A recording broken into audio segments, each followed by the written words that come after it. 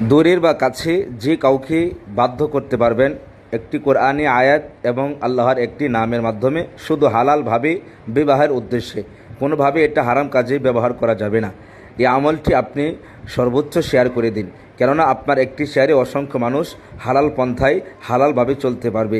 অসংখ্য নেকি আল্লাহ আপনার আমল নামে দান করবেন। আমলটি হচ্ছে কোরআনের একটি আয়াত, ইন্নাল্লাহা ইউসমিউ মান ইয়াশা, 21 বার করে পাঠ করবেন। ইন্নাল্লাহা ইউসমিউ মান ইয়াশা, 21 বার পাঠ করবেন। এবং আল্লাহর একটি নাম ইয়া মালিকু, ইয়া মালিকু, দ্বিপ্রহরে আকাশের দিকে তাকিয়ে 101 বার আল্লাহর এই নামটি পাঠ করবেন। ইনশাআল্লাহ সে আপনার বাধ্য হয়ে যাবে।